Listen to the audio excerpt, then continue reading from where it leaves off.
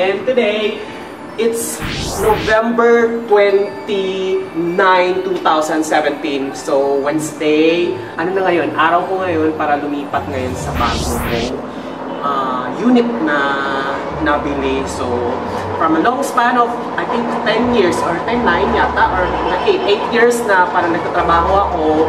And ito na ngayon, at least meron na ako kahit papaano na sarili kong dwelling. So, puntahan natin ngayon yung location. Tara, go!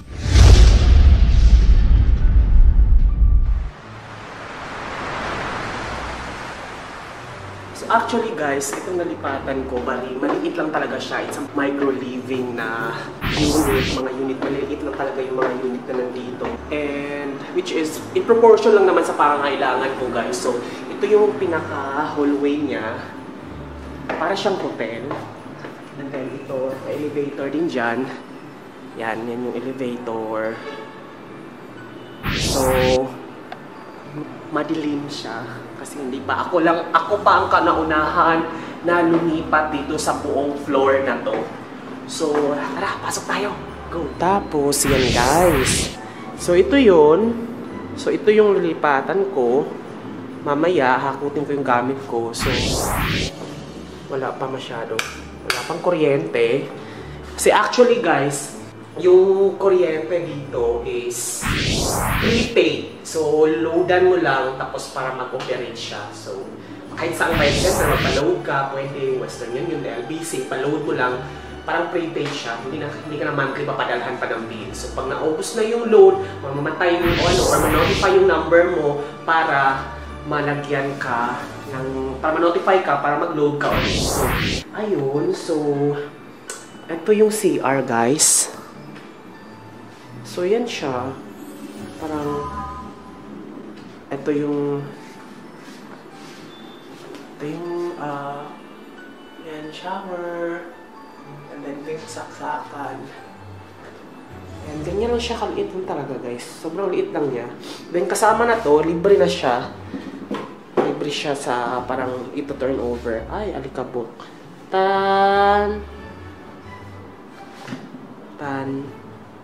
Tansyong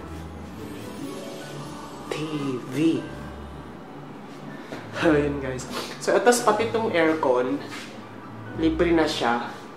It's actually a 1.5 horsepower. Libre na siya.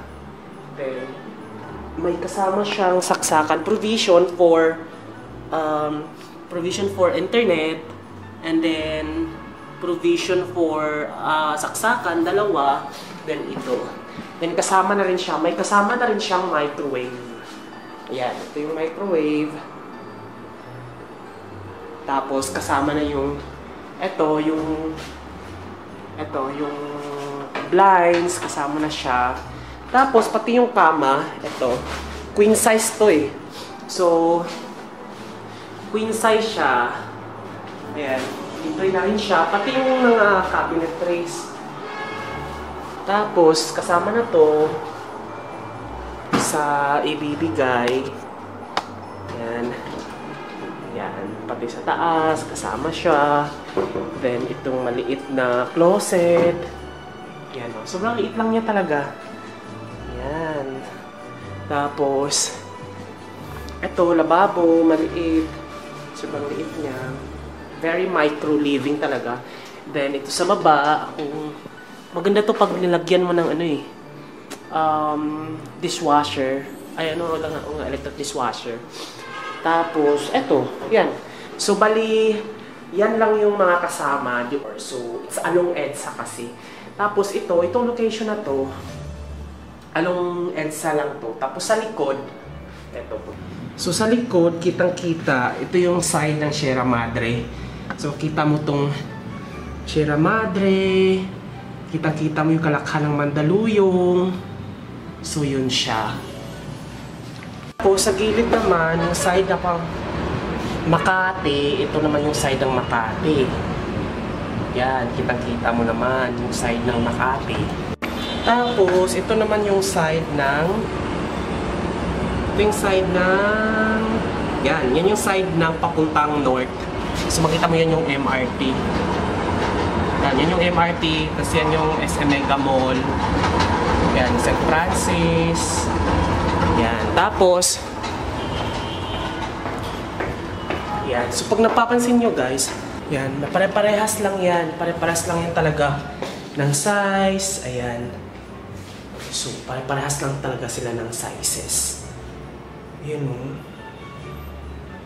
Diba? Bongga. Bongga pa nga ito. Mas malaki kasi meron pang space ito sa gilid o. So yun. Yan, pare-parehas lang yun ng size. Tapos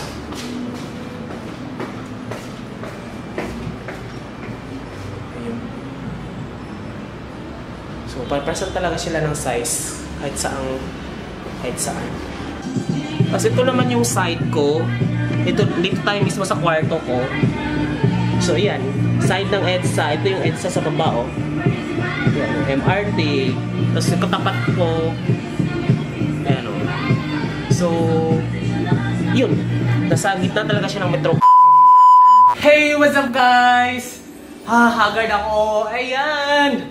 Thank you so much guys. Ito kaya lipat ko lang, sobrang dami kong hakot ngayon. Nakadalawang tricycle ako coming from my previous na nirentahan. So ngayon, first time ko umapak dito. So it's November 29, 2017. At least meron na talaga akong sarili kong masasabi kong unit. Medyo maliit lang siya. So medyo marumi pa kasi kakahakot ko lang.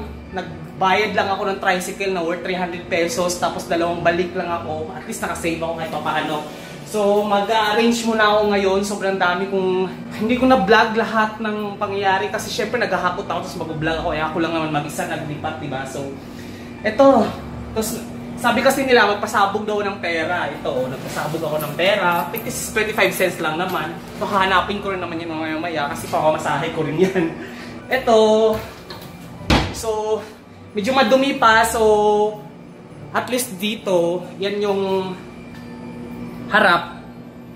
Diba? So, medyo malamig rin siya. So, may aircon. So, itutur ko kayo pag okay na. Naayos ko na to, na-display ko na to. At saka yung mag-set up ako ng maliit na studio dito para pag nag-vlog ako, medyo visually pleasant siya. So, excited ako guys! Yes! Sana tuloy-tuloy na to.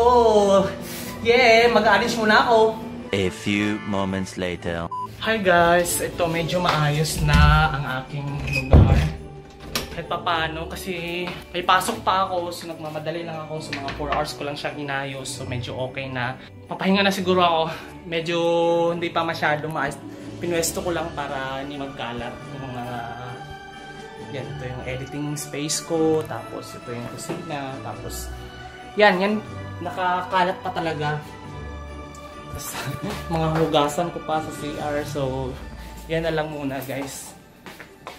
Pagod ako, promise. Bili muna akong unan kasi wala akong unan.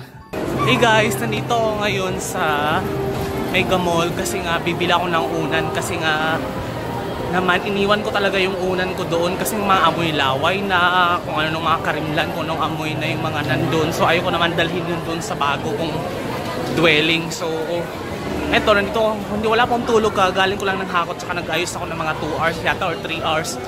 Tapos bibili ako ngayon ng unan. Titignan ko kung may affordable ba or mga 300, mga ganun. Bibili akong 2 piraso kasi hindi ako makakatulog, wala pala akong unan. Pinapon ko na yung kasi ang baho na eh. So, tara. Ito yung 699. Anong kaibahan ito? Mas firm po kasi at saka mas pino yung ginamit na fiber dito. So, hindi siya possible na namumuo. Hindi ba ito na halikabok sa, yung alam yung nag-store ng mga kung ano sa ilalim? Hindi na po kasi unang-una po kagandahan niya. Treated siya sa mites guard. Pipili na ako, nakakalito diba? Kasi may mga 1, 2. Ito magkano ganito, be? Unan, 429. 420 lang ito? Opo. Kasama na, bakit mura? Kasi microfiber lang. Ay, no. Fiber fee. Ano ba kayo? Microfiber, mas mahal. Magkano yun? 1-1. 1-1? Ano ba kaibahan nun? Soft type yun, sir. Soft type? Ito firm ko. Ang bobo ko sa mat. Ano gusto mo? Firm type o soft type? Gusto mo yung ganito texture? Ito na lang. Pero ilan? Antok na ako. Ha? 10? Grabe naman, hotel. So ito na yung bibilin ko guys, no? Shit, nasa-short ako, no? Sige, ano na lang, te? Dalawa na lang, tsaka punda. Wala bang, ano, murang punda dyan?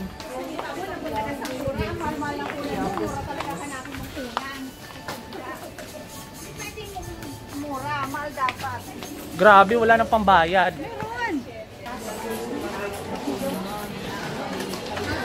Hey guys, nakabili na ako. So, diretso na ako matutulog kasi sobrang ngarag-ngarag na talaga ako, no? May pasok pa ako nito after. Tapos, nakabili ako, it's 900 isa. So, dalawa yung binili ko plus dalawang pillow. So, pwede na to. So, ang total niya ay 2,950 sa mga 3,000. Yung 3,000 ko, 50 na lang yung sukli. Mahal kasi nga dito sa mall, pero at least medyo quality naman kasi, di ba? At least mahika ako, hindi na siya nakaka-allergy. So, diretso na ako ng bahay. Hey guys, bumalik ako. Kakain muna ako kasi nahihilo na talaga ako, no? Kasi wala akong ganang kumain kanina kasi sobrang busy. Pero ngayon, diretso na ako ng food court. Hanap ako ng pwedeng mabili. Gusto na mga higit gata-gata or something ganyan. Tapos kain muna ako ng pangmadalian, diba? Pangmalakasang kain. Bit-bit ko na yung dala ko. 6.5 hours later. Hello guys, good morning. It's 12 midnight and it's my first night ever na dito na ako natulog. Medyo masarap sa pakiramdam. Kaso nga kailangan kong gumising para magtrabaho. Bali, half day lang ako ngayon. So, mamayang 6 AM yung pinaka-out ko. Then, balik ulit ako dito. Para matulog kasi ang sarap. Makakapahinga rin ako. So, magkakape muna ako.